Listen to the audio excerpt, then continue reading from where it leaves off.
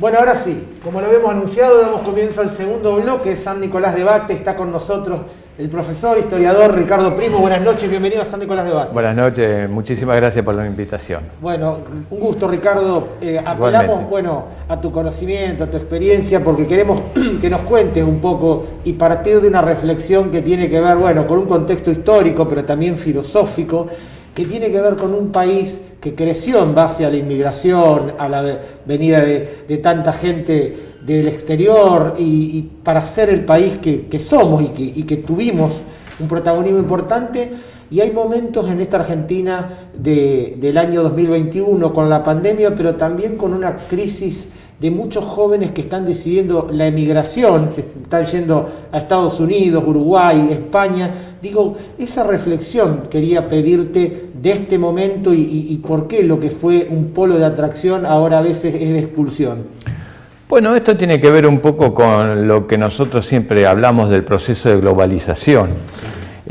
No es un hecho propio de la Argentina, esto ocurre en muchísimos países. En México tiene al lado Estados Unidos y la juventud emigra. Sí. El problema radicaría en que si se nos van las personas formadas científicamente, con altas capacidades tecnológicas, en las cuales el Estado o uno ha invertido muchísimo tiempo, y se nos van esos, se va prácticamente el futuro de un país. Nosotros este proceso en la Argentina se viene observando a partir de fines de 1989, cuando fracasa un poco el gobierno de Raúl Alfonsín. Bueno, aparece esta famosa canción de Cacho Castaña. Septiembre del 88. Exactamente, él describe la realidad, que no es en cuanto a la intención de los jóvenes de querer irse, muy distinta a la actual. Entonces uno se pregunta, ¿por qué pasa esto? Porque los jóvenes no buscan ir a economías débiles, a países con carencias, buscan ir a los grandes centros tecnológicos, a países que han dominado la economía y que tienen otro tipo de preocupaciones y donde ellos tienen la seguridad de poder construir un futuro digno. Es lo mismo que buscaron aquellos inmigrantes que después de la segunda revolución industrial en Europa, a partir de 1850, buscaron nuevos horizontes, estaban desocupados y precisamente fue un proceso que duró 100 años. Entre 1850 y 1950, América, en todo su contexto, recibió distintas oleadas inmigratorias que le escapaban a las crisis económicas y a las guerras, la Primera y la Segunda Guerra Mundial. Argentina recibió inmigrantes hasta después de la Segunda Guerra Mundial y buscaban eso, la seguridad y la tranquilidad y la paz que no tenían en sus tierras. Hoy nuestros jóvenes lo que buscan es la tranquilidad del crecimiento económico. Frente a una economía que no se puede controlar desde hace muchísimos años, lo que buscan es tratar de establecerse y crecer. El problema, reitero, yo creo que se torna grave cuando verdaderamente se van quienes son los que construyen la tecnología, la ciencia y las bases de una sociedad que crezca y que traiga calidad de vida a pareja para todos. Bien. Ricardo, te pediría una reflexión entre la Argentina, entiendo hace 100 años atrás, que padecía una pandemia como era la fiebre amarilla, cómo era la Argentina, el contexto histórico de ese tiempo, y después poder venirnos a la actualidad con la pandemia del COVID-19 y cómo sentís que la sociedad está atravesando esta tragedia. Bueno, nuestra generación está viviendo por primera vez una pandemia en toda su dimensión. Hubo generaciones que vivieron distintos tipos de pandemias, pero creo que ninguna ha tenido la dimensión de esta en cuanto a los daños económicos y sociales que está causando. Si uno se va después de la Primera Guerra Mundial, se encuentra con la gripe española o influenza, que fue una gripe muy fuerte que causó enorme mortandad, y la ciencia no estaba tan preparada como en esta oportunidad para encontrar una solución tan rápida como halló ahora con el tema de la vacuna. Y entonces tuvo que enfrentar diversos momentos. El problema ahora es que el conocimiento científico es mucho más dinámico, mucho más rápido, se encuentran las soluciones, pero tardan en que las mismas den resultados por factores humanos propios y característicos de esta sociedad. A lo mejor la vacuna, hace 100 años atrás, en una sociedad más coherente, más firme, más educada, con menos compromisos, hubiera sanado mucho más rápido que lo que está costando ahora con nuestra vacuna poder tener la seguridad que todos ansiamos. Bien. Ricardo, la Argentina define el siglo XIX, principio del XX, con la generación del 80, en su contexto, en su momento, tuvo un lugar importante en el concierto de las naciones, lo ocupó. Después pasaron diversos hechos, la realidad es que la Argentina tiene permanentemente ciclos de crecimiento, pero también de caídas. O sea, ¿por qué le cuesta tanto a este país ser más parejo, levantar la cabeza? Australia y Canadá en ese momento estaban por debajo de la Argentina y después dieron un salto.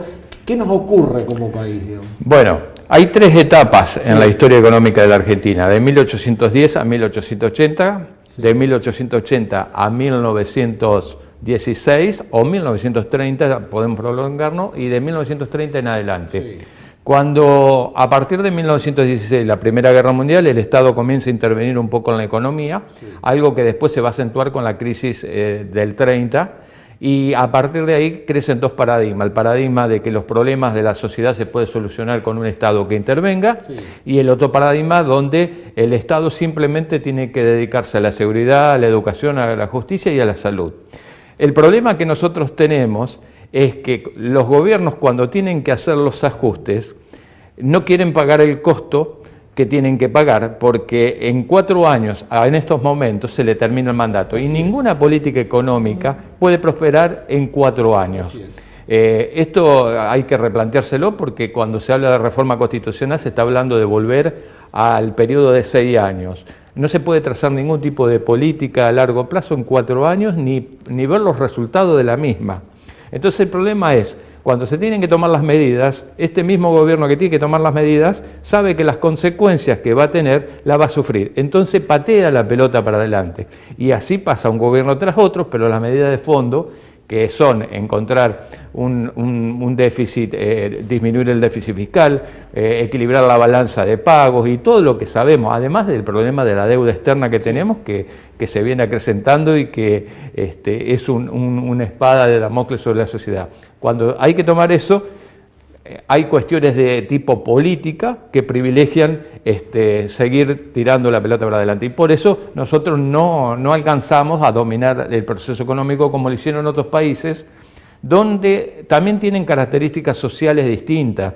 A partir de 1945, con la aparición del peronismo en la escena política, la población argentina comenzó a ver de que algunos problemas económicos podían resolverse con la intervención estatal. Y hoy, cuando tenemos problemas económicos, no tratamos de ajustarnos el cinturón, sino queremos algún tipo de beneficio que evite que tengamos que ajustarnos el cinturón. Esa es el debate y la discusión que hay, y que posterga la solución de nuestros problemas. Bien, Ricardo, ¿qué cuestión le ocurre a la sociedad de una mirada así, más bien filosófica, sociológica, que le cuesta tanto el compromiso con la cosa pública, pero que por el otro lado es crítica de alguna dirigencia política, muchas veces con razón, como bien lo decís, porque patean las cosas para adelante, porque no cumplen las promesas, pero que le cuesta tanto la participación, el meterse para que algo cambie? Bueno, lo que pasa es que las generalizaciones que uno hace, la sociedad hace generalizaciones y los individuos también, y eso evita de que uno asuma responsabilidades y busque que el problema es el otro y no uno mismo. Sí. Esa falta de hacerse responsable de las cosas es lo que trae como consecuencia salir del contexto y creer que el problema no es uno, sino el problema es el otro. Es un problema también de los partidos políticos, que cuando pierden no hacen una autocrítica, sino que creen que es porque el otro ganó, porque prometió algo que después no va a cumplir. O sea, el problema siempre lo tiene otro y no uno. Ese es el principal problema. Tiene que ver con eso, con cómo pararse frente a un problema y en cómo encontrar esa solución. En la historia hay diversos tipos de gobiernos que tomaron medidas que iban contra sus propios intereses, pero que a largo plazo trajeron beneficios, y otros tomaron herramientas de acuerdo a la coyuntura del momento, pero cuando la coyuntura mundial cambió, la sociedad argentina en su conjunto quedó descolocada. Nosotros quedamos descolocados hace 50 o 60 años y venimos arrastrando esos problemas desde 50 o 60 años atrás. Bien. Te quiero una reflexión, Ricardo, por la cuestión de la pobreza. La pobreza en la Argentina, que digamos en un país que tiene una capacidad de producción de alimento tan impresionante, que tiene tantas ventajas competitivas en sectores tan estratégicos. Bueno, ahora hay una cuestión de coyuntura en Vaca Muerta, pero seguramente es un potencial. Este nivel de pobreza que seguramente y de hecho ha acrecentado en la pandemia, pero que a lo largo de los gobiernos, digamos, los pobres siempre están, ¿hasta qué punto no es un negocio para la política que existan los pobres? O para una clase de dirigente, porque si no, no existiría. Bueno, la pobreza en sí existe desde que existe el sistema capitalista, donde uno pone los medios de producción y otro la fuerza de trabajo, y hay otros que no alcanzan a poner nada, ni los medios ni la fuerza, y queda excluido de este sistema. Ni siquiera el Estado en su momento pudo erradicar la pobreza, pudo dignificar a lo mejor y elevar los índices de vida de la sociedad, pero la pobreza no fue erradicada nunca. El tema es si la pobreza está también sustentada por la falta de educación o por la falta de acceso a la educación, y que es una herramienta que ayuda también a salir de la pobreza a muchas personas. Es cierto que muchos gobiernos se sustentan su base política en la pobreza y por eso peyorativamente en la historia se lo llamó populismos. Sí. Pero la denigración del populismo es algo peor, que es el clientelismo, que además del populismo caracteriza a los gobiernos que toman medidas a corto plazo y que benefician a la gente, que no es malo beneficiar a la gente y satisfacer las necesidades que realmente necesita. El tema es cuando la satisfacción de esas necesidades crea al electorado en cliente y dependiente de ese gobierno. Entonces ya no es solamente populista, sino es clientelista. Clientelista. Ricardo, en medio de este 2021 con una fuerte segunda ola, nuevas cepas, bueno, pandemias, vacunaciones que avanzan más lento, más fuerte, digo, la dirigencia y sobre todo los sectores más en pugna que hoy están en la Argentina, como es el Frente de Todo y Juntos por el Cambio, esta polarización que ya se ha reeditado en el pasado, digo, más allá de esa rosca política, ¿interpreta a una parte de la sociedad que de alguna manera le cuesta la moderación? Porque sabemos que la grieta le es funcional en el fondo a los extremos. Yo creo, a veces me pongo a pensar si los partidos políticos no están formados por historiadores, porque viven hablando del pasado. Ajá. La agenda es del pasado. La agenda, exacto. Ninguno me presenta un proyecto ni una propuesta económica. Entonces digo, wow, qué bárbaro. Uno aprende historia, pero claro, una historia parcializada, ¿no? Y yo creo que lo que falta es eso. La presentación de un proyecto, de propuestas que sean viables y que sean creíbles por la gente, no del cohete a la estratosfera y que viajen, ¿no es cierto?, como hemos tenido ese tipo de propuestas. El tema es que la cuarta revolución industrial que está en marcha, que impacta en la producción con las nuevas tecnologías de la informática y la comunicación, plantea qué rol tener en eso. Yo creo que nosotros tenemos que apuntar como sociedad a la educación y no estar esperanzado tanto a los costes de las materias primas para hacernos de algunos dólares. Bien. Ricardo, se nos fue el tiempo, yo te quiero agradecer muchísimo, como siempre, la participación, ha sido muy amable. Gracias por la invitación. Muy amable. Bueno, lo vio, lo escuchó, es un gusto. El profesor Ricardo Primo, historiador, dando una visión histórica, filosófica de esta sociedad y su tiempo. Nos vamos muy rápido a la pausa, muy vertiginoso San Nicolás Debate esta noche, y ahora viene la política, porque va a estar con nosotros el productor agropecuario, ex concejal Carlos Deñú, y con él vamos a estar hablando de todas las cuestiones de la política, del campo y de la sociedad. Ya volvemos.